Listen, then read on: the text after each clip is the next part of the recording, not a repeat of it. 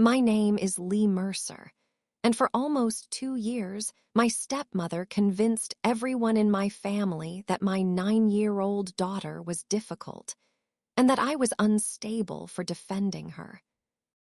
There were no dramatic injuries, no screaming matches witnessed by neighbors, no single moment I could place in front of another adult and say, "There, that is what she is doing."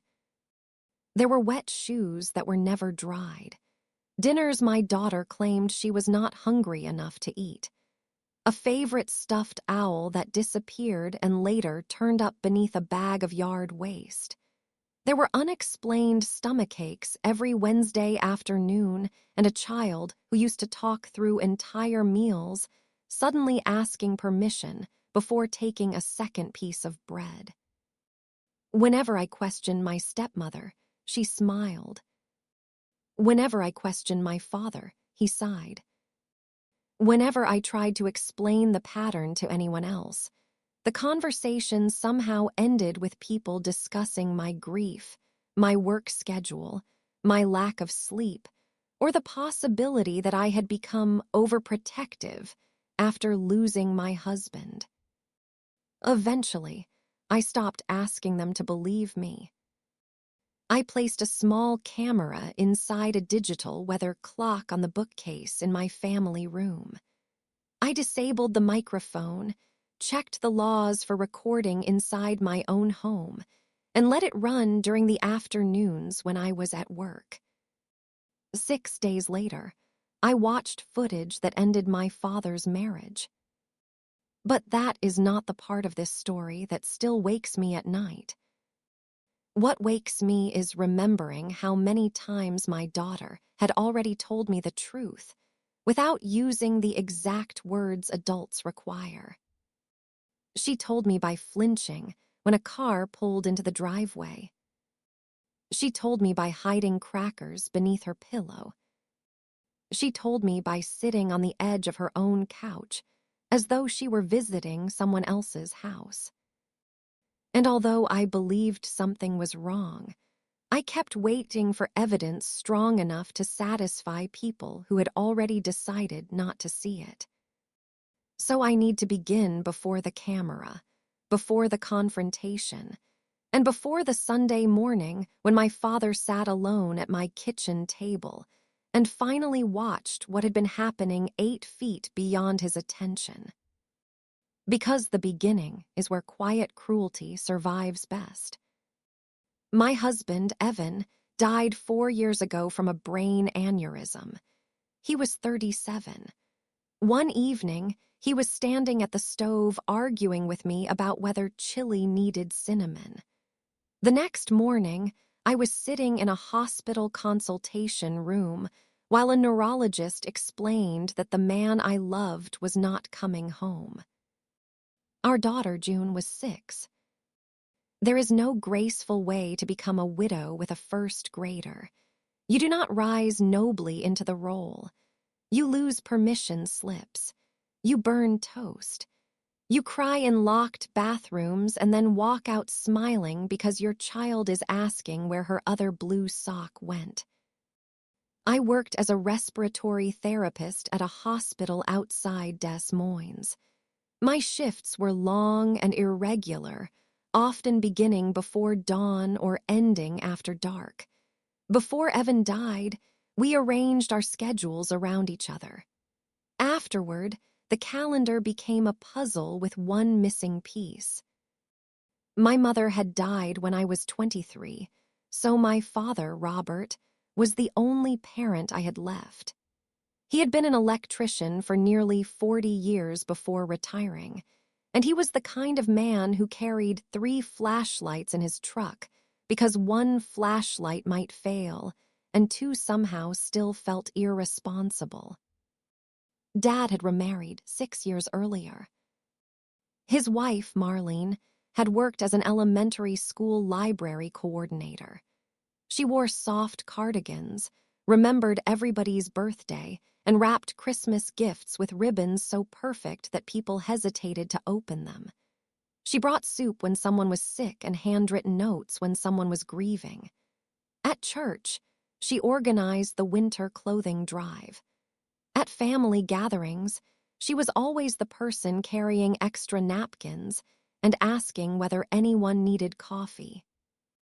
When Evan died, Marlene arranged the food after the funeral. She labeled every container, froze what would keep, and left reheating instructions in my kitchen. At the time, I thought it was kindness. Some of it probably was. That is one of the hardest things to explain about people like Marlene. They are rarely cruel in every direction. They know how to be useful. They know how to become indispensable. They may love some people sincerely and harm others with equal sincerity, because in their minds, love is not something everyone deserves equally. It is a resource distributed according to rank. At first, I had no reason to think June ranked anywhere, except among the people Marlene loved. Dad offered to collect June from school on the afternoons when I worked late. Because June had already lost her father, we agreed it would be less disruptive if she stayed in her own home instead of being driven back and forth. Most days, Dad and Marlene came together. Dad helped June with math, fixed whatever cabinet Hinge had, started squeaking, and let her beat him at card games while pretending not to understand the rules. On Wednesdays and Fridays, however, Dad volunteered at a community workshop where retired tradesmen taught teenagers basic repair skills. Those afternoons, Marlene watched June alone from 3 until 6. I remember standing in my kitchen the first week of that arrangement. June was at the table drawing a family of foxes in astronaut helmets. Dad was tightening the handle on a drawer. Marlene was slicing pears into a glass bowl. I looked at Evan's photograph on the refrigerator and thought, we are going to survive this. The first incident involved a sweater. June had a green knitted sweater that Evan bought for her during the last autumn of his life. It was too large at first, and he used to pull the sleeves over her hands and tell her she had turned into a turtle. After he died, the sweater became sacred. She wore it whenever she was anxious, even inside the house. One Friday in October, I came home and found June sitting at the kitchen table in a thin school shirt. Her lips looked pale, and her fingers were tucked beneath her legs. The green sweater was hanging on a hook near the back door, soaked from the shoulders down. Marlene was wiping the counter. "What happened?" I asked. "June left it outside," she said. "I found it near the garden hose." I looked at my daughter. Why was it outside? June stared at a knot in the wooden table. "I forgot," she whispered. The temperature had not risen above 50 degrees that afternoon. June never took that sweater outside without wearing it, and she certainly did not leave it near the garden hose. I asked whether she had spilled something. Marlene laughed lightly. "Lee, children are mysterious creatures. You know that better than anyone." There was nothing openly hostile in her voice. If anything, she sounded amused by my concern. I took the sweater to the laundry room and pressed it between 2 towels. When I returned, June was already putting on her coat. In the car, I asked again. She said she did not remember. That night, she slept with the damp sweater draped across the foot of her bed. One wet sweater is not abuse. That is the shelter quiet cruelty lives beneath. One missing snack is not abuse. One insult can be misunderstood. One frightening afternoon can be blamed on a child's imagination. One adult's explanation will usually sound more organized than a child's silence. And Marlene always had an explanation. A week later, June's sketchbook disappeared. She had filled nearly half of it with drawings of animals wearing human clothes, bears in business suits, rabbits waiting at bus stops, a crocodile who worked as a dentist. We searched her bedroom, the family room, the car, and her classroom cubby. Marlene said June had probably misplaced it. 3 days later, I found several torn pages in the recycling bin beneath flattened cereal boxes. Every page showed our family. Dad holding a fishing pole, Evan with angel wings, June and me beneath a yellow umbrella. Marlene said she had never seen them before. Maybe June threw them away, she suggested. June was standing in the doorway when she said it. My daughter's face changed. It was not surprise. It was not outrage. It was the blankness of someone who already knows denial will win. I held one of the torn pages and asked, "Did you throw these away?" June looked first at Marlene and then at me. "Yes." "You're sure?" "Yes."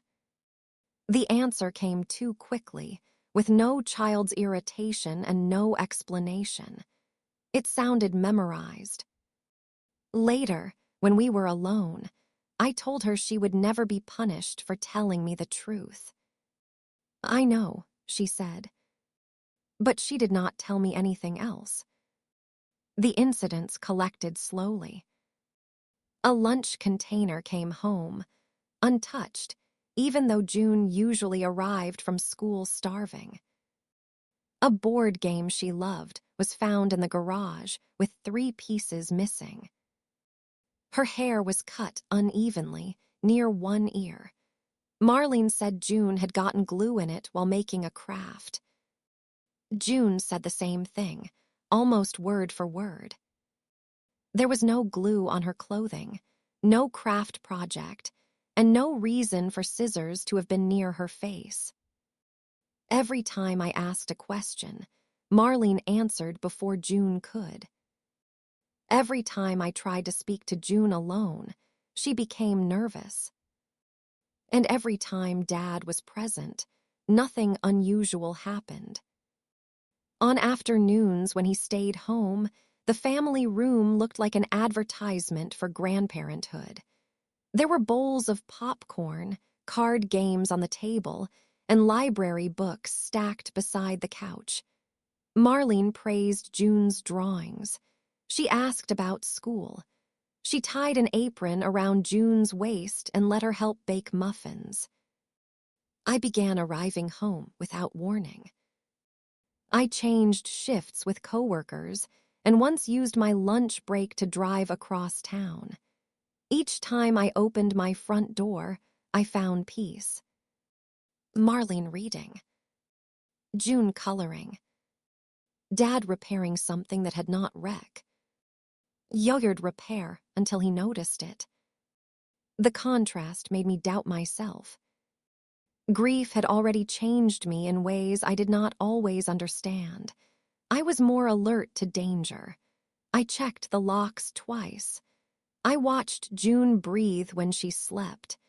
When the school bus was late, my mind created accidents before the bus turned the corner. I knew this about myself. Marlene knew it too. The first person I approached was my father. I chose a Saturday morning when June was at a friend's house. Dad and I were drinking coffee in his garage while he organized screws into plastic drawers. I described the sweater, the drawings, the uneaten food, and the haircut. He listened without looking at me. When I finished, he pushed a drawer closed and said, "Marlene can be particular." Particular about what? Rules, manners, taking care of things. Dad, This isn't about manners." He sighed. That sigh hurt more than an argument would have. "Lee, she has rearranged her life to help you." "I know she has. She loves June." "I'm telling you, June is afraid of her." He finally turned toward me. "Has June said that?" "No." "Has she said Marlene hurt her?" "No, but—" "Then, what exactly are you accusing her of?" I had prepared examples, dates, small inconsistencies. I had not prepared an answer to that question because the accusation did not yet have a clean name. "I'm saying something is wrong." Dad rubbed the bridge of his nose. "You barely sleep," he said. "You work around sick children all day. You've been carrying everything since Evan died. Sometimes when people live around emergencies, they start seeing emergencies everywhere." It sounded reasonable. That was what made it dangerous. I know the difference between anxiety and a pattern. I'm not saying you don't. You just did. No, I'm saying Marlene has done a lot for us. Maybe give her the benefit of the doubt. I left the garage feeling as though I had arrived with evidence and departed with a diagnosis. 2 days later, Marlene hugged me at my front door. Dad had told her everything. "I heard you're worried about me," she said. Her voice was warm enough to melt suspicion. "I wanted to talk to you myself," I replied. "You never have to be afraid to do that." She touched my cheek the way my mother used to. Then she said, "Widowhood can make a person feel as though danger is always waiting. I would never judge you for that." It took me several seconds to understand what she had done. She had not defended her behavior. She had converted my concern into another symptom of grief. I should have told her not to return until I understood what was happening. I know that now. But at the time, I had no backup care. The hospital's schedule had no mercy, the school program had a waiting list, and every private option I called cost more than my mortgage or closed before my shift ended. I told myself I would watch more closely. I told myself I would collect enough information to make a responsible decision. I told myself accusations without proof could destroy my relationship with Dad and separate June from the grandfather she adored. Those thoughts sounded measured and adult. They also kept the door open. The family's attitude changed after I spoke to Dad. My Aunt Sandra began calling more often to ask whether I was holding up. Marlene's daughter, Paige, sent me articles about prolonged grief. At Sunday dinner, my cousin casually mentioned a therapist who had helped her after a divorce. No one said Marlene had told them I was unstable. She did not have to. Concern is one of the most effective disguises for a rumor. She had framed the story before I understood there was a story being told. Marlene was the generous woman helping a tired widow. I was the tired widow becoming suspicious of generosity. From then on, every question I asked became evidence against me.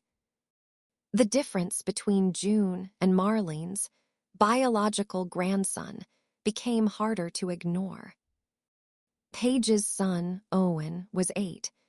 He was energetic, loud, funny, and treated my father's house as though it were a theme park built for him. Marlene adored him. There was nothing wrong with that love. The problem was how clearly she used it to measure everyone else. At Sunday dinners, Owen's favorite drink was already beside his plate. June was told to get water from the kitchen. Owen interrupted adults, and Marlene laughed at his confidence. June spoke too softly, and Marlene corrected her posture. Owen left toys across the living room and was creative. June left one book on a chair and was careless. One evening, Marlene served pie. Owen received a large slice with ice cream. June's piece was half the size. When Dad offered June more, Marlene smiled and said, "She's had enough sugar today." I watched June lower her fork. "How would you know?" I asked. "You weren't with her today." The table went quiet. Marlene's smile remained. "I know children," she said, "and some children need firmer boundaries than others." "Which children?" Dad said my name in warning. Marlene lifted both hands. "I was speaking generally." Paige laughed and changed the subject. A few minutes later, Owen asked for more ice cream and received it. On the drive home, June stared out the window. "Did Grandma Marlene give you sugar earlier?" I asked. "No."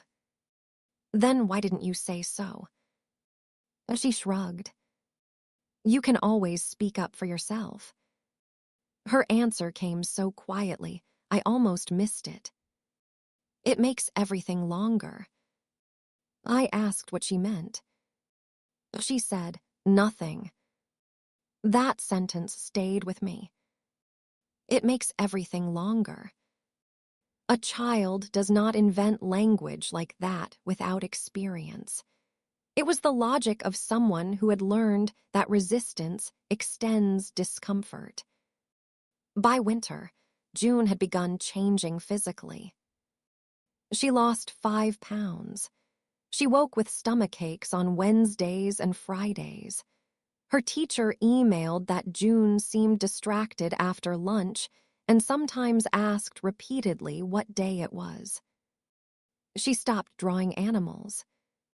Instead, she drew houses with small windows and no people. I took her to Dr. Shaw, her pediatrician. I brought a notebook where I had started recording incidents. Dr. Shaw examined June and then spoke with her privately. When she returned, her expression was careful. "June says she feels safe at home," she told me. "Did she mention Marlene?" "She says her grandmother is strict."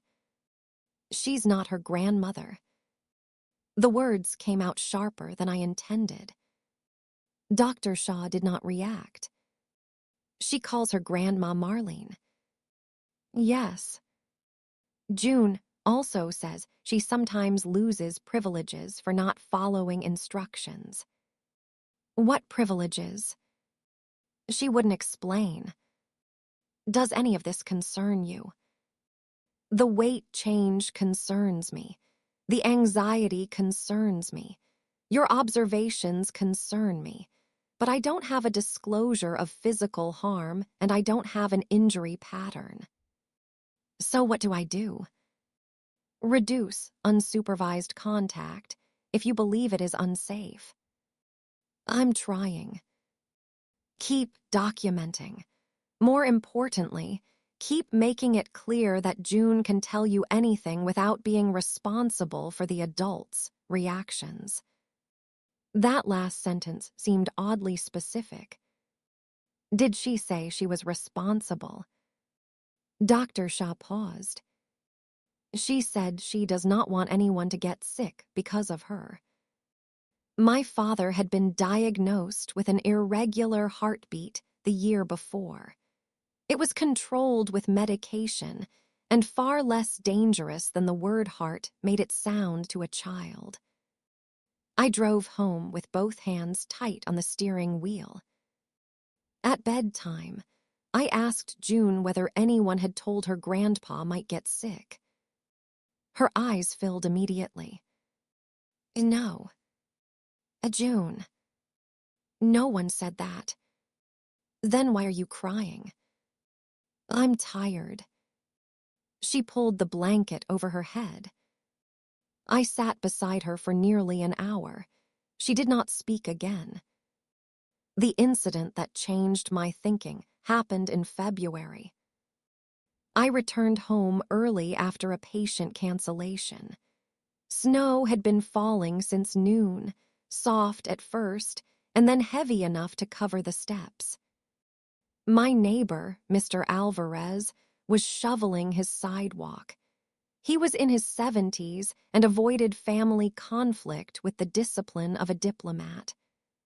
When he saw me, he looked surprised. "I thought your girl was still outside," he said. "What?" He pointed toward my backyard. "I saw her on the back steps earlier. Figured she was waiting for someone to unlock the door." My body went cold before my mind caught up. "How long was she outside?" "I don't know, 20 minutes, maybe more." "Was she wearing a coat?" He stopped shoveling. "I thought she had one." I ran through the house. Marlene was in the family room watching television. June sat on the floor near the radiator with her socks removed. Her feet were red. "What happened?" I demanded. Marlene turned slowly. "June went outside without permission. In the snow. She was having a tantrum." June did not have tantrums. She barely raised her voice anymore. "You left her outside." The door locked behind her. "The back door does not lock by itself." "It must have caught." I looked at June. "How long were you outside?" Marlene answered, 5 minutes at most." Mr. Alvarez saw her. For the first time, something moved behind Marlene's eyes. It was gone immediately. "Well, Robert is always saying that man needs stronger glasses." She laughed. I did not. After Marlene left, I tested the door. I closed it from outside 20 times. It never caught. It never locked. It did exactly what it had done every day since Evan installed it. I returned to Mr. Alvarez and asked whether he would tell my father what he had seen. His face tightened. "Lee, I don't want trouble with your family." "You wouldn't be causing trouble." "I didn't see how she got outside." "You saw her standing there." "I may have been mistaken about the time." He looked down at his shovel. That was the moment I understood that even witnesses can choose comfort over certainty. I thanked him and went home. They. June was in the bathtub, warming her feet. I sat on the floor beside her. "Why were you outside?" "I broke a rule." "What rule?" "I was disrespectful." "What did you do?" She stared at the water. I moved Grandpa's chair. My father kept an old wooden chair near the window. There was nothing special about it except that he usually sat there. "Why did you move it?" "I wanted to see the snow." "And Grandma, Marlene put you outside." "No, I went outside." "Why?" "Because I was disrespectful." The words moved in a circle. Every path returned to blame. That night, I called 13 childcare providers. One had an opening for 6 weeks later. Another closed at 5. A college student agreed to help temporarily and then accepted a full-time internship. The school program moved June from number 28 to number 24 on its waiting list. I reduced my shifts and used savings to cover the difference. Then a coworker went on medical leave. The hospital denied my schedule request, and I faced the choice that traps so many parents. Lose the income that keeps the house or accept help from people I no longer trusted. Dad promised he would stop volunteering on Wednesdays. For several weeks, he stayed with June every afternoon. She improved almost immediately. She ate more, she slept better, she began drawing again. Then Dad's brother needed help recovering from surgery. Dad started visiting him twice a week. Marlene was alone with June again. The stomach aches returned. I confronted Marlene directly. We sat in my kitchen while June attended a birthday party. I had rehearsed every sentence. I need to understand what happened with the back door. I've already explained it. June believes she was sent outside because she moved Dad's chair. Marlene tilted her head. June is dramatic when she feels guilty. She was outside without a coat. She refused to put it on. She says she went outside because she was disrespectful. I don't control the stories she tells you. Did you tell her Dad could get sick if she caused conflict? Marlene's expression softened. Oh, Lee. It was the tone adults use when a child has misunderstood something obvious. What? You really are exhausted. Answer the question. I may have explained that Robert's heart condition means we should avoid upsetting him. That is simply true. You said that to a 9-year-old. I taught her that actions affect other people. You made her think she could make him sick. She is old enough to learn empathy. That isn't empathy, that is fear. Marlene leaned back. I understand why you are sensitive to illness after Evan. There it was again. My husband's death used as a door through which every legitimate concern could be removed from the room. Do not mention Evan. I'm trying to help you. No, you're trying to make this about me. Her eyes cooled. Only for a second, but I saw it. Then she folded her hands on the table and said, If you truly believe I am dangerous, perhaps you should stop accepting my free childcare. It was a challenge disguised as reason. She knew my schedule. She knew the waiting lists. She knew how much private care cost. She knew Dad would see any boundary as an attack on him. I stood up.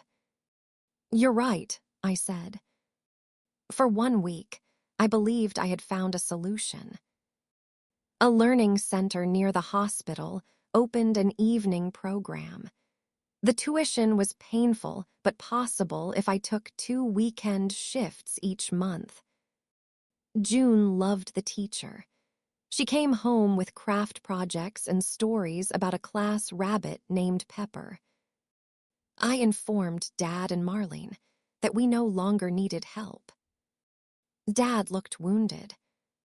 You don't trust me with my own granddaughter.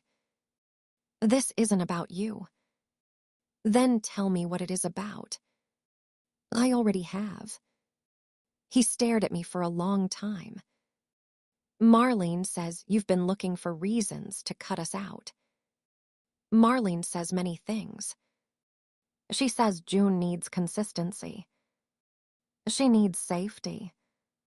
The word landed between us. Dad's face changed. So now my house is unsafe. I'm not discussing this again. You make accusations and then refuse to discuss them. I've discussed them for a year. No, you've listed feelings. June was in the next room. I could see her standing motionless in the hallway. I lowered my voice. The new program begins Monday. Dad left without saying goodbye. 3 weeks later, The Learning Center announced it was closing the evening program because 2 employees had resigned. I read the email in the hospital parking garage. For several minutes, I sat behind the wheel and laughed. Not because anything was funny. It was the kind of laughter that comes when every careful plan collapses in exactly the place you were afraid it would. I called everyone. No openings. No late hours. No transportation. No exceptions. Dad called that evening. He did not say I told you so. He did not need to. We can help until you find S. Anything else, he said. I agreed on one condition. Dad would remain present. He promised. For the first month, he kept that promise. Then the workshop asked him to return. His brother needed another appointment. A neighbor needed help rewiring a basement. Marlene assured him she could manage for an hour here and there. An hour became an afternoon. The quiet changes returned. June started asking each morning who would collect her. If I said Grandpa, she relaxed. If I said Grandma Marlene might be there too, she asked whether I could call in sick. One Wednesday, she vomited before school. There was no fever, no stomach virus. At noon, she was eating soup and asking to watch a movie. The next Wednesday, it happened again. That evening, while she slept, I opened my notebook. I had 15 months of dates. I had photographs of torn drawings, wet clothing, and untouched lunches. I had the pediatrician's notes. I had messages from June's teacher. I had my neighbor's unwilling observation. I had enough to know. I did not have enough to make anyone else stop calling it grief. At work the next day, one of our patients was a little girl with recurring breathing problems. Her parents insisted every episode happened suddenly. A nurse had recorded that the attacks usually followed visits to one particular relative's house. Another clinician added a note, then another. Individually, each episode looked explainable. Together, the record showed a pattern no one could ignore. My colleague, Tasha, stood beside me reviewing the chart. Funny how people argue with a person, she said, but they stop arguing when the timeline is sitting in front of them. The sentence followed me home. I had spent more than a year trying to speak clearly enough that my father would believe me. But the problem had never been my clarity. He did not want the truth, because believing me would require him to choose between the life he had built with Marlene and the granddaughter he assumed was safe. Marlene understood that. She had made disbelief cheaper than action. That night, after June fell asleep, I searched for indoor security cameras. The one I ordered looked like a small digital clock with weather symbols on its face. It displayed the time and temperature. Behind the dark screen was a lens. I checked the recording rules for my state. I disabled the audio function.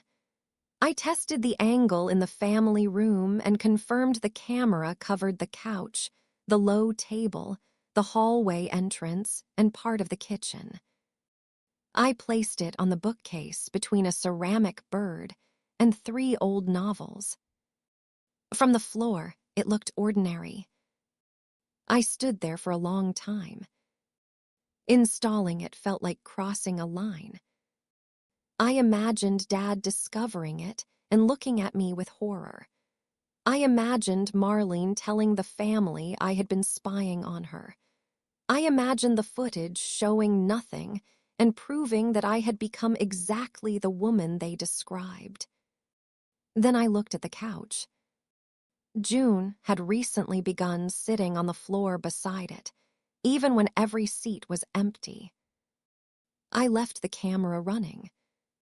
The first afternoon showed nothing disturbing. Dad was present. He helped June with homework. Marlene made grilled cheese sandwiches and cut June's into triangles.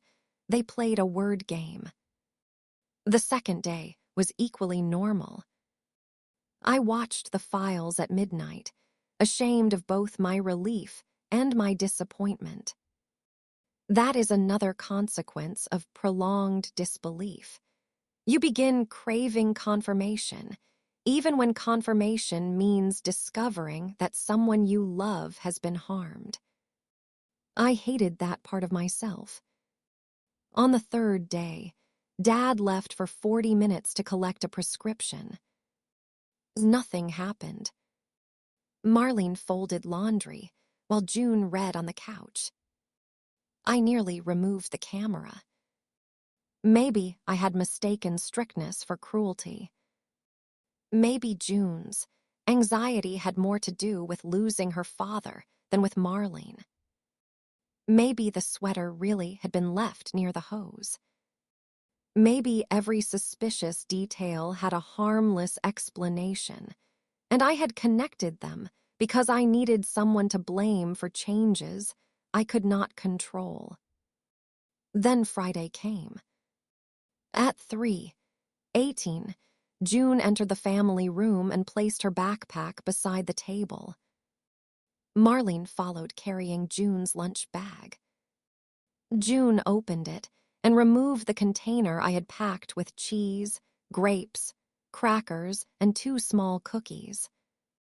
Marlene took the container from her. There was no struggle, no visible argument. She carried it into the kitchen and placed it on top of the refrigerator. June followed and looked upward. Marlene pointed toward the table. June returned to her chair.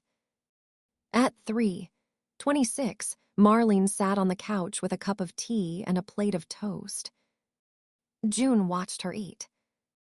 At 3:31, June walked toward the refrigerator. Marlene did not stand. She only lifted one finger. June stopped. She returned to the table and folded her hands. The gesture was so automatic that I felt the room tilt around me.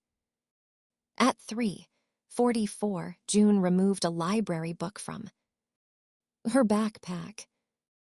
Marlene took it away and placed it beside her own chair. Then she handed June a basket of unmatched socks. June began pairing them. At 4:02, Marlene inspected the basket, shook her head, and dumped the socks back onto the floor. June started again. At 4:27, Dad returned. The change was immediate. Marlene retrieved the lunch container from the refrigerator, set it in front of June, and touched the child's shoulder affectionately. Dad entered the room seconds later. June did not look at him. I replayed the sequence 6 times. The following Wednesday was worse. Dad left shortly after 4 to meet an insurance adjuster. Marlene was alone with June. At 4:12, June sat on the couch. Marlene walked into the room, pointed to the floor, and waited. June moved immediately. She sat with her back against the wall, while the couch remained empty. At 4:20, Marlene turned on the television. June watched from the floor. At 4:33, June shifted her legs. Marlene looked at her. June straightened. At 4:41, June reached for a cushion. Marlene removed it from her hands and placed it behind her own back. There was no hitting, no shouting, no dramatic gesture, that could be isolated and described as undeniable violence. There was only ownership. Marlene owned the food, the furniture, the room, and the child's right to move inside her own home. The next file showed Owen visiting. Paige dropped him off at 3:30. Marlene embraced him at the door and carried his backpack into the family room. She placed a bowl of popcorn between them on the couch. June sat at the table doing homework. Owen called to her. I could not hear the words, but I saw him wave. June began to stand. Marlene placed her hand on June's shoulder and pushed her gently back into the chair. Then she carried the popcorn to the couch. At 4:05, Owen opened the cabinet where June's art supplies were stored. He removed a set of markers Evan had bought shortly before he died. June hurried toward him. Marlene stepped between them. Owen used the markers. One dried out because he left it uncapped. Another rolled beneath the couch. June watched. When Owen left, Marlene handed her the open marker box and pointed toward the cabinet. June gathered everything and put it away. At 5:11, Dad returned. Marlene kissed June's head. I closed the laptop and walked to the sink. My hands were numb. The cruelty was not chaotic, it was procedural. Marlene did not lose control. She established rules. June ate after others. June sat on the floor. June served the biological grandchild. June surrendered possessions when he wanted them. June accepted punishment without protest. And the moment Dad entered, the rules disappeared. On the 6th day, the camera recorded the scene that ended every remaining doubt. June came home carrying a paper model of the solar system. She had painted the planets and suspended them from a cardboard ring. She held it carefully with both hands. Marlene examined it. June smiled. Marlene pointed toward one of the planets, then toward the trash. June's smile vanished. She shook her head. Marlene took the project from her and placed it on the kitchen counter. June reached for it. Marlene caught her wrist. Not violently, not hard enough to leave a bruise. She simply held the wrist until June stopped reaching. Then she crushed the cardboard ring and pushed the project into the trash. June stood perfectly still. Marlene wiped the counter. After several seconds, June removed the damaged planets from the bin. Marlene pointed. June put them back. Then June walked to the wall beside the window and sat on the floor. She remained there for 37 minutes. She did not cry. That was what broke me. A child who is newly punished protests. She asks questions. She becomes angry or frightened. June behaved like an employee, following a familiar procedure. At 5:03, Dad's truck appeared through the window.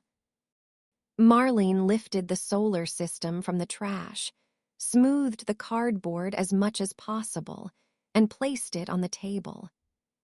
She called June over. When Dad entered, June was standing beside her ruined project while Marlene appeared to help repair it. I watched my father praise Marlene for saving it.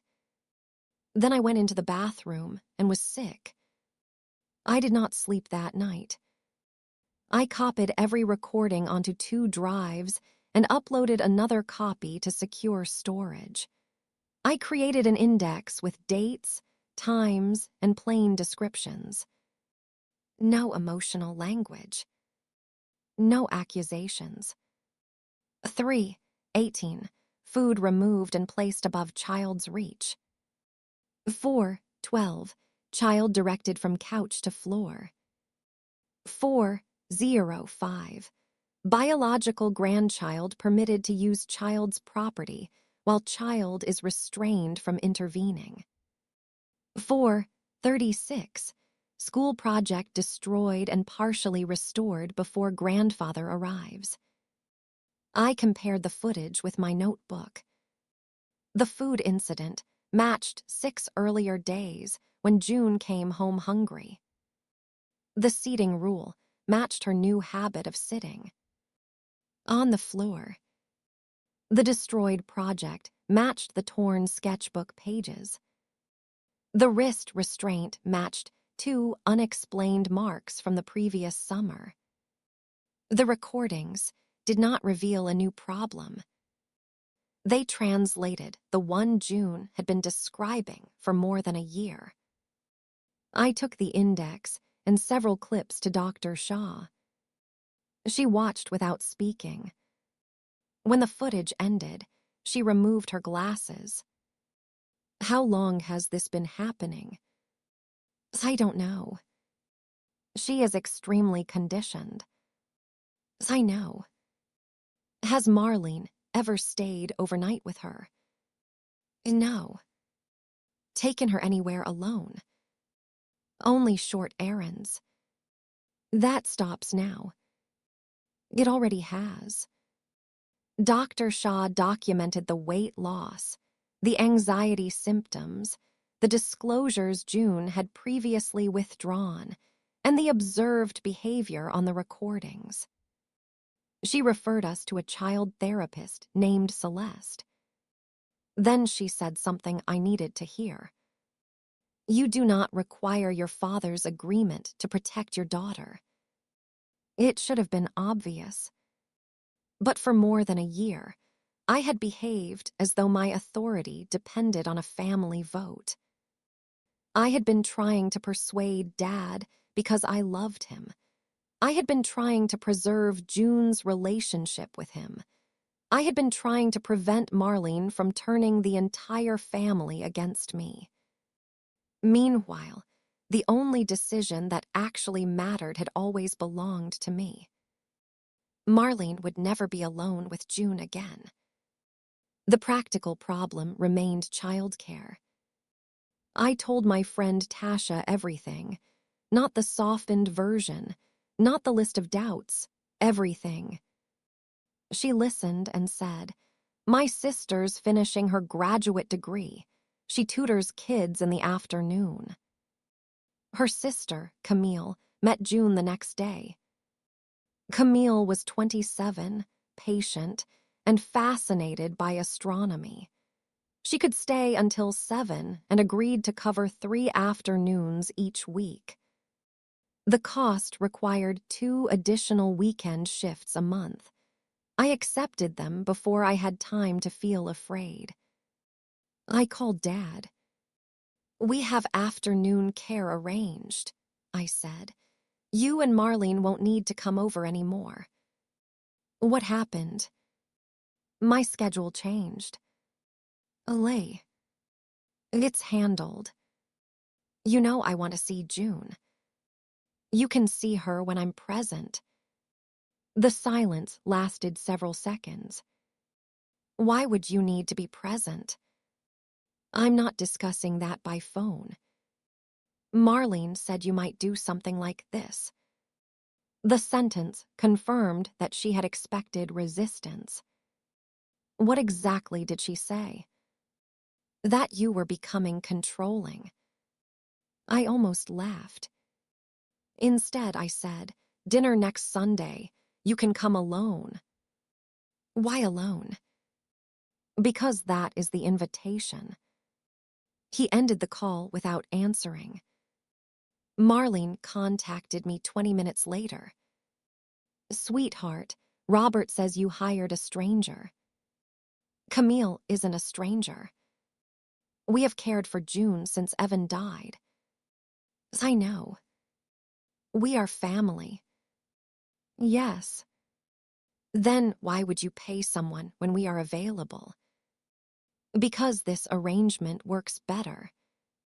Does June know you're separating her from her grandfather? There it was. The weapon she had relied on from the beginning. I'm not separating her from Dad. You cannot reject one half of a marriage and expect the other half to remain untouched. That choice belongs to Dad.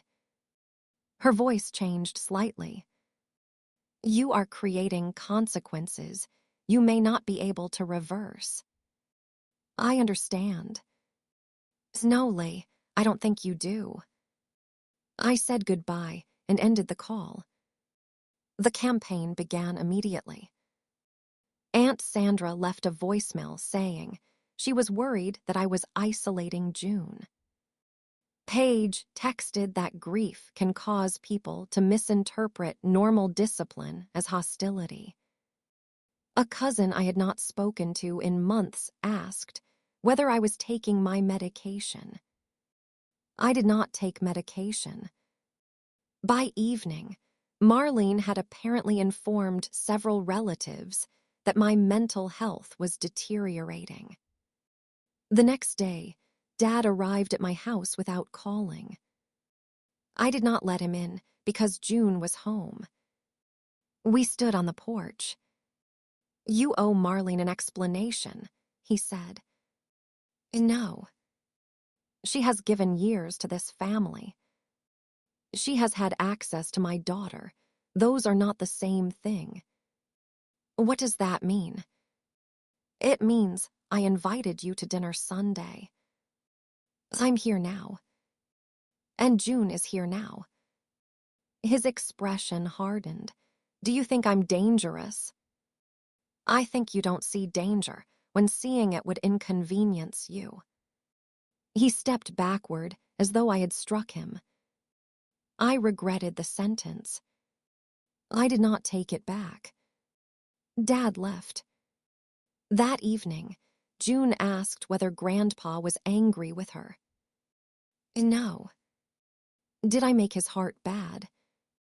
The wording was so strange that I turned away from the stove. Who told you that? No one. June. Her face collapsed. Grandma Marlene said Grandpa's heart skips when people upset him. She said if you found out I was being difficult, you would fight, and Grandpa might go to the hospital. I sat beside her. What did she say you were doing that was difficult? June looked toward the doorway, even though we were alone. Taking Fu. D before everyone else. This is your house. You can eat when you are hungry. She said children, who aren't real family, should be grateful. My chest tightened. What does real family mean? Owen is real because he came from her. And you. She married Grandpa after I was born. The explanation came with the certainty of a multiplication fact. What other rules were there?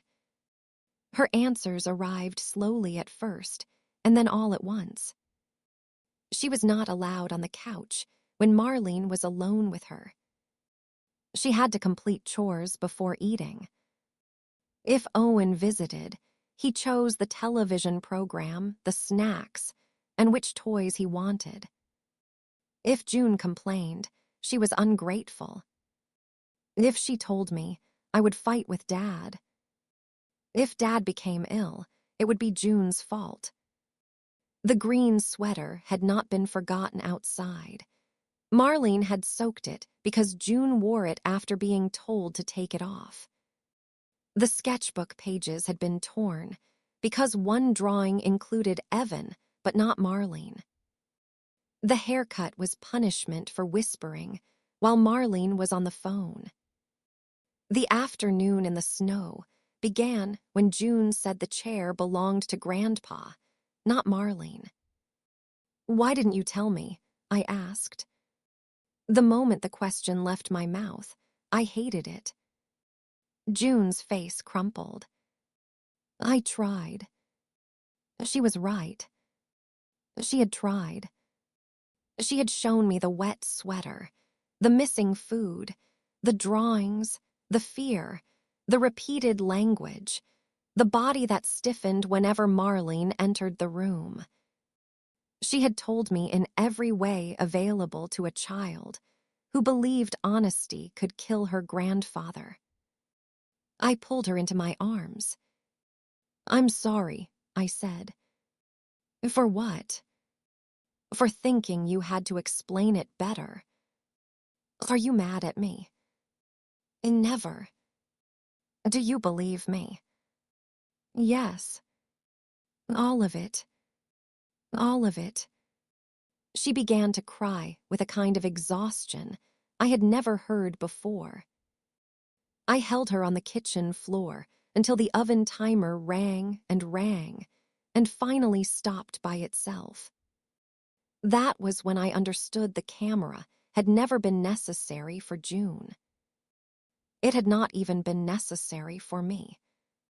It existed for adults who considered a child's fear less credible than a pleasant woman's reputation. Dad's birthday was the following weekend. Marlene planned a large dinner at their house. Every relative who had contacted me seemed to believe the event could be used to restore order. Aunt Sandra said, "Just come and put this misunderstanding behind you." Paige wrote, "Mom is willing to forgive how you've treated her." A cousin told me Dad was devastated. Then Marlene left a voicemail. "Families survive because mature people choose peace. Bring June Saturday. We'll eat together, and no one ever needs to mention this unpleasantness again." Her message was not an invitation. It was an offer to preserve the family's preferred version of events. I would attend. Marlene would perform forgiveness. Everyone would decide. I had experienced a period of emotional instability. June's silence would become proof that nothing serious had happened. And eventually, perhaps at Christmas or during an emergency, the door would open again. On Friday night, Dad called. His anger was gone. He sounded tired. "Lee, I'm not asking you to love Marlene," he said. "I'm asking you not to make me choose." I closed my eyes.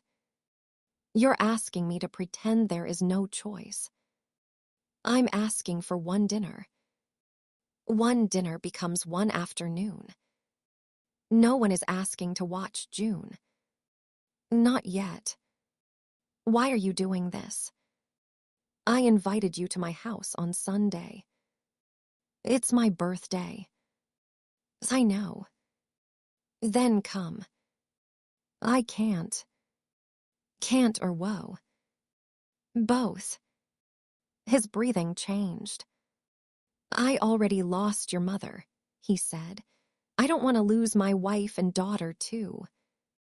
For a moment, I was 30 years old again, standing beside him at my mother's grave. I wanted to fix everything. I wanted to carry June into that dining room, accept whatever version of peace they offered, and hear my father laugh across a table as though no one had been harmed. But peace that requires a child to remain silent is not peace. It is compliance decorated for company. "I love you," I said. He ended the call. I did not attend the birthday dinner. June and I made chocolate pancakes. We watched an old movie and built a blanket fort in the family room. My phone vibrated throughout the evening. I turned it face down. At 8, June fell asleep beneath the blanket fort, with chocolate near the corner of her mouth. For the first time in months, she had eaten without asking whether she was allowed. Sunday morning, Dad came to my house. He entered stiffly and refused coffee. "What is this about?" he asked. I placed 3 items on the table. A flash drive, the printed timeline, Dr. Shaw's letter. Dad looked at them and then at me. "What did you do?" "I installed a camera in my family room." His face changed exactly as I had imagined. "You recorded us." "I recorded silent video inside my own home." "Without telling anyone." "Yes." "That is unbelievable." "What it recorded is worse." He stood. "I'm not participating in this." "You don't have to watch." "Then why am I here?" "Because I'm telling you once. Marlene will never be alone with June again. She will not supervise her, drive her, take her into another room, or remain with her for 5 minutes while someone runs to a store. You've lost your mind." The words hurt.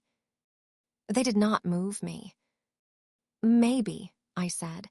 "The recordings still exist." He stared at the drive. "What is on it?" "Food being withheld, June being required to sit on the floor, her belongings being destroyed, Marlene changing her behavior when you return." "That does not sound like Marlene." "It is Marlene." "You could be misinterpreting." Dr. Shaw watched it. He looked at the letter. "Paige says you've been obsessed with proving something." "This is not about Paige."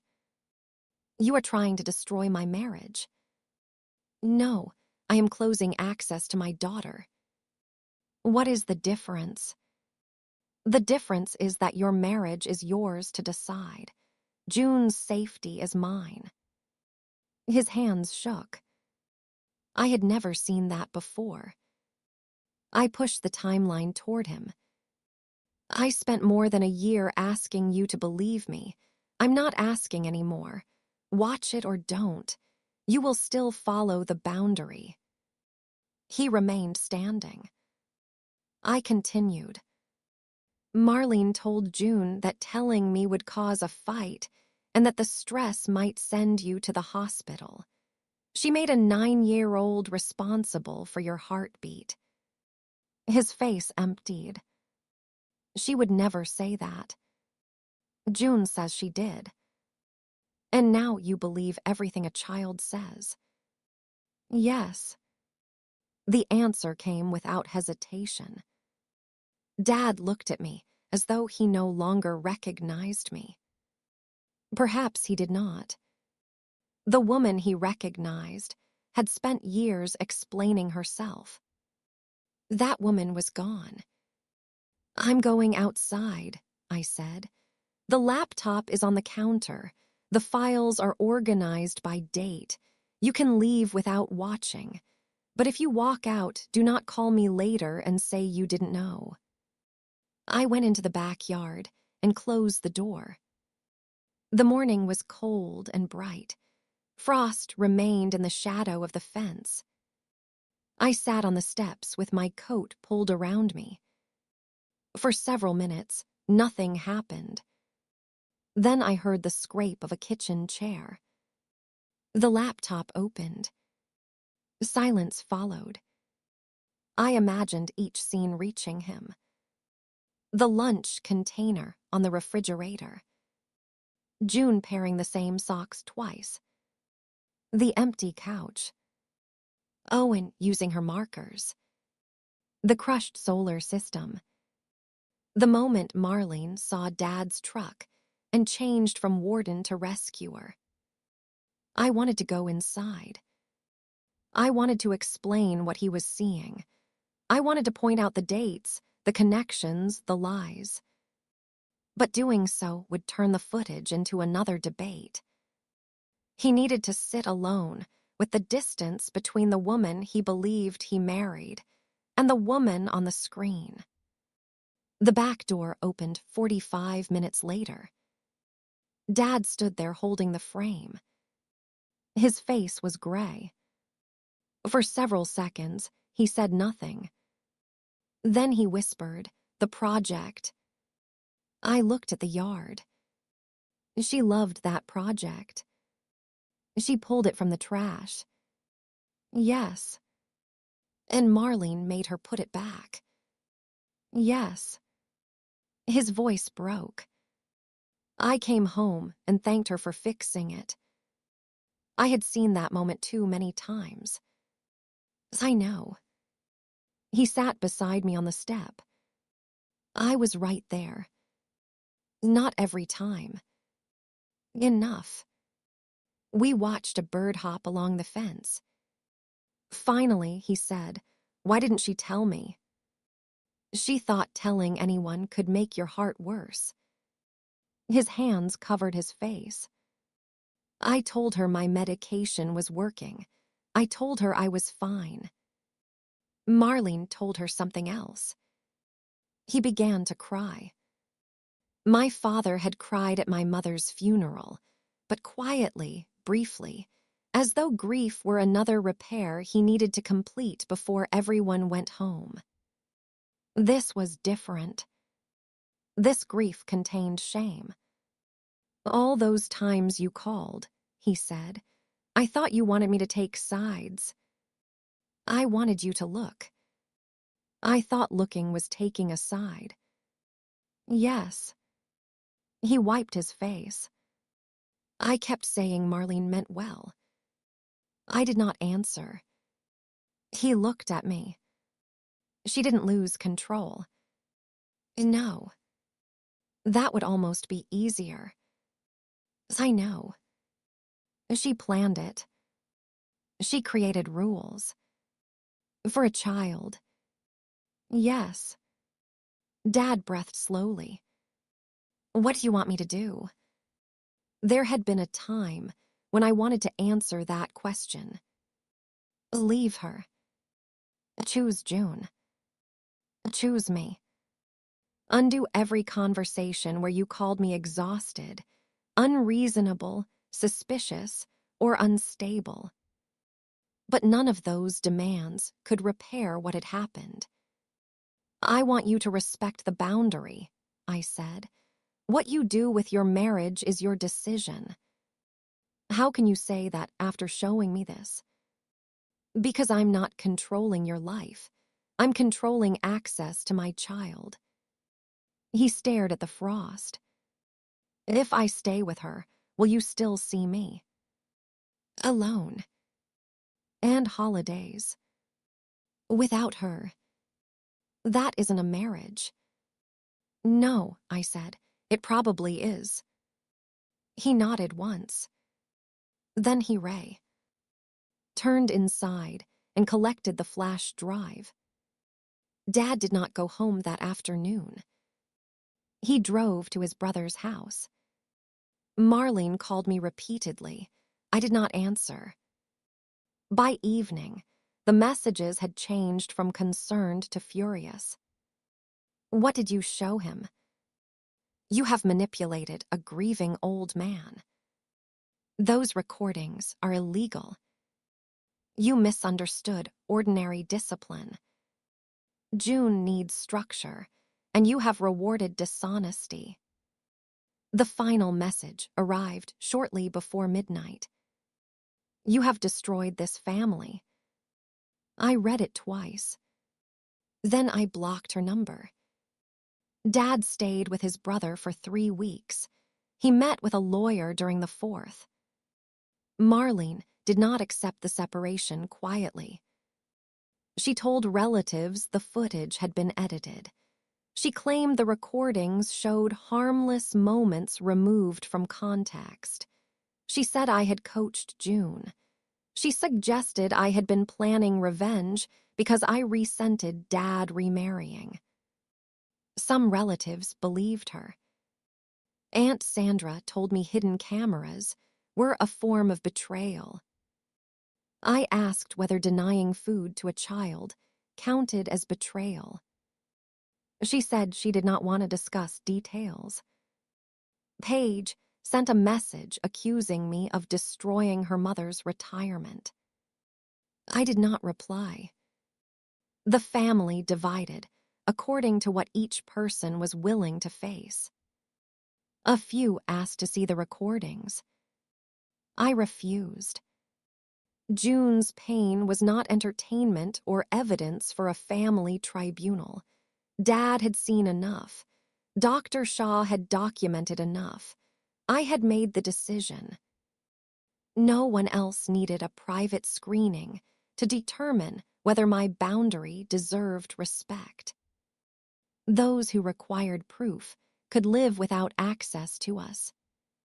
The clearest confirmation came from Marlene herself. She called from an unfamiliar number about 2 months after Dad left. I almost did not answer. When I heard her voice, it contained none of its usual sweetness. "You think you saved her," she said. "I know I removed her from you. You've taught her that rules don't apply." "No, I taught her adults don't get to invent rules that humiliate her." She was spoiled. She was afraid. She needed to understand her position. The phrase chilled me. What position? She was not my grandchild. Then you should never have volunteered to care for her. Robert expected me to treat her like family. Yes, I did more for that girl than anyone had a right to expect. You withheld food. She ate. You made her sit on the floor. She was disrespectful. You destroyed things her father gave her.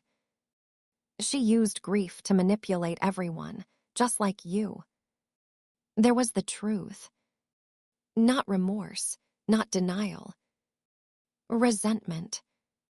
June's grief had received attention that Marlene believed belonged elsewhere. My father loved a child who was not biologically hers, and Marlene experienced that love as something stolen from Owen. She had not merely disliked June. She had been correcting what she considered an improper family hierarchy. "My stepfather's family never pretended I belonged," she said. "At least they were honest." I understood then. Marlene had spent her childhood excluded by adults who worshipped bloodlines. She had carried that wound for decades, not to heal it, but to preserve its rules until she finally had the authority to place someone else at the bottom. I felt sorrow for the girl she had been. I felt nothing that required me to tolerate the woman she had become. "I'm sorry they did that to you," I said. She went silent. "But you knew exactly what it felt like," I continued, "and you chose to do it to a child. You don't know anything about me." "I know enough." I ended the call and blocked the number. The divorce took most of a year. Dad rarely discussed the legal process. He moved into a small rental house near us and furnished it like a man expecting to return home at any moment. Folding chair, one saucepan, mattress without a headboard. June did not see him for the first month. She wanted to, but she was also afraid he would bring Marlene. I told Dad he needed to rebuild trust at June's pace. He accepted that without argument. Their first visit happened at our kitchen table. Dad arrived with a model rocket kit. Before opening it, he looked at June and asked, "Would you like to build this with me?" She looked at me. I said, "You can decide." Dad waited. June nodded. The three of us spent 2 hours assembling a crooked rocket that never flew correctly. When Dad prepared to leave, June hugged him for less than a second. He cried in his truck. Over time, Sunday breakfasts returned, but they moved to my house. Dad brought eggs and insisted on using his own spatula. June talked about school. Sometimes she became quiet when a memory surfaced. Dad learned not to rush her. He stopped saying, "Marlene didn't mean." He stopped explaining. He listened. That was harder for him than apologizing once. It required him to experience the consequences repeatedly, without asking the injured child to relieve his guilt. One morning, June told him about the food rule. Grandma Marlene said real family eats first. Dad's face tightened. "What did you think that meant?" he asked. That Owen mattered more. Dad placed his fork down. "You matter to me." June looked at him. "Then why didn't you notice?" The room went silent. I could have rescued him. I did not. He swallowed. Because noticing would have meant admitting I was wrong about someone I loved. I chose what was easier for me, and that made things harder for you. June considered his answer. "Okay," she said. Not forgiveness. Not absolution. Just acknowledgement. It was enough for that morning. Therapy helped June find language for what happened. Her therapist, Celeste, used figures and miniature furniture in a tray of sand. In the first sessions, June placed one child outside the house while every adult figure faced inward. Later, she moved the child to the doorway. Months after that, she placed a mother beside her. Recovery did not arrive as a dramatic transformation. It appeared in ordinary things. June stopped hiding food. She left books on the couch. She asked for second helpings without watching my face. She complained when she disliked dinner. The first time she said, "This chicken is dry," I nearly cried from gratitude. She began drawing again. Her animals were different now. They carried shields, keys, and enormous backpacks. One fox wore a hospital badge and stood beside a smaller fox beneath a sign that read, "You do not have to prove you are cold." I taped it to the refrigerator. Camille continued watching June until my schedule changed. She never treated ordinary care as a favor that created debt. She prepared snacks, helped with homework, and left notes about the day. June trusted her slowly. One afternoon, Camille texted that June had accidentally broken a glass and become terrified. When I came home, June was waiting near the kitchen door. "I broke it," she said before I removed my coat.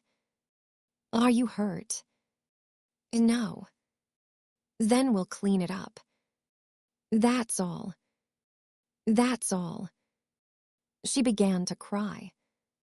Not because of the glass. Because consequences had once been unpredictable, and predictability felt like mercy. I sold the camera after the divorce was finalized.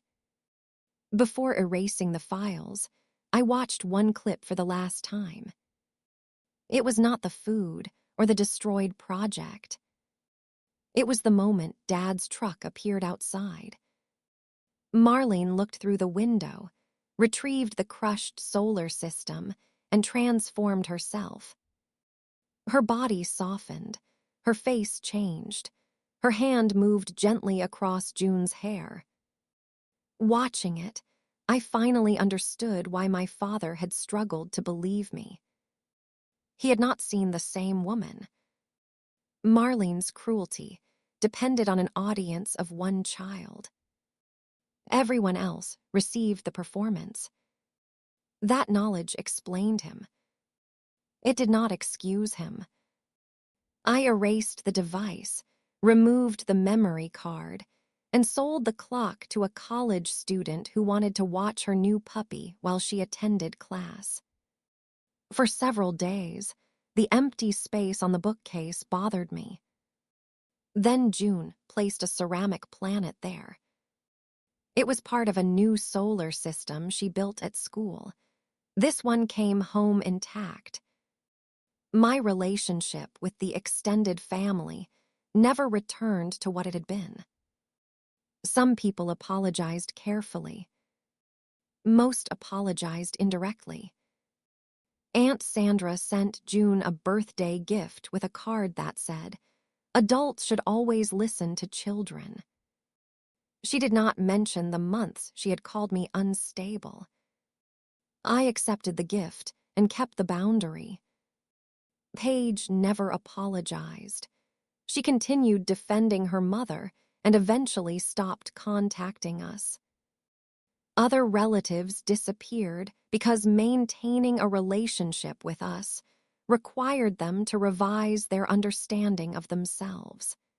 They would have needed to admit that they helped silence a mother and child because the alternative was socially inconvenient. Not everyone is willing to pay that price. For a long time, I believed losing those relationships meant Marlene had still won something. Now I see it differently. A family is not measured by the number of people who remain in the group photograph. It is measured by what a child must surrender to stay inside it. June had been surrendering hunger, comfort, possessions, truth, and the right to occupy space. Any family unity purchased with those things was too expensive. Last month, June came home upset after an argument at school. A classmate had accused her of taking a bracelet. Another child had later found it inside a backpack, but June was still angry because the teacher initially doubted her. She stood in the kitchen explaining every detail. Who sat where? What time recess ended? Who saw the bracelet last? She spoke rapidly, assembling evidence. I recognized the desperation. It was the same desperation that had lived in my notebooks, photographs, timestamps, and carefully rehearsed conversations. I put down the dish towel. June. She stopped. I believe. You. But I haven't told you the whole thing. You can tell me the whole thing. You just don't have to earn belief before you begin. Her face changed. Even if I get something wrong. Even then. What if the teacher says something different? Then we will listen and ask questions. But you never have to perform a trial in this kitchen. She nodded slowly. Then she finished the story, not because she needed to prove herself, but because she wanted her mother to know what had happened. That difference is the inheritance I hope to give her. Not suspicion of everyone. Not the belief that children are always perfectly accurate. Children can misunderstand. They can exaggerate. They can lie. Adults can too. Believing a child does not require abandoning judgment. It means treating the child's fear as meaningful before the evidence is complete. It means protecting first and investigating without making the child carry the risk. It means understanding that safety is not a prize awarded only after testimony survives cross-examination. I used to think I needed the camera to save June. The truth is that I needed it to silence the adults who had trained me to distrust my own perception. The camera gave my father a truth he could no longer rearrange. But the camera did not rescue my daughter. The rescue began when I stopped asking permission to close the door. If I could return to the first wet sweater, I would do things differently. I would not wait for the torn drawings. I would not wait for the weight loss. I would not wait for the snow or the destroyed school project. I would find another schedule, borrow money, miss work, anger my father, disappoint my relatives, and accept every accusation earlier. I would tell June, I see that something changes when she is here, and you do not need to explain it perfectly for me to act. I cannot change those months. I can only make sure the lesson ends with me. Dad once asked whether I regretted installing the camera. We were washing dishes after breakfast. June was upstairs singing loudly and badly, a sound that would once have terrified her. I regret needing it, I said. That isn't what I asked. No, I don't regret it. He nodded. I wish I had believed you. So do I. I thought I was protecting my marriage. I know. I was. No. He handed me a plate. I was protecting myself from knowing what my marriage was. That may be the most honest thing my father has ever said. He cannot undo his blindness. I cannot undo my delay. June cannot recover the afternoons when she believed love depended on how quietly she accepted exclusion. But we can refuse to build the future with the same rules. Dad's new apartment has photographs everywhere. My mother. Evan. June holding the crooked model rocket. A drawing of a bear in an electrician's belt. There is one empty frame on the shelf. Dad says he is waiting for June to choose what belongs there. He no longer decides whose face completes the family. Neither do I. June does not have to sit politely at a table where someone else determines whether she is real enough to eat. She does not have to protect grown adults from the consequences of their own choices. She does not have to turn fear into a perfectly organized report before the person who loves her moves closer. That is what I learned from 15 months of doubt, 6 days of silent footage, one marriage that could not survive the truth, and a child who had been speaking long before the adults agreed to listen. Evidence is what institutions and frightened adults often demand. Safety is what a child needs while they are still demanding it. And love that requires a child to audition, remain hungry, sit on the floor, or protect an adult's reputation is not love. It is control using a family name. So look at the quiet child. Look at the one who suddenly stops asking for things. Look at the one who checks an adult's face before answering. Look at the child who becomes unusually good, unusually still, unusually easy. Do not assume silence means nothing happened. Sometimes silence means the child has already learned exactly what happens when they speak. Believe them early enough that trust does not need a hidden camera to survive. And if this story brought someone to mind, someone who has been doubted, minimized, or taught to earn the right to feel safe, share it with them. Tell me in the comments what part stayed with you.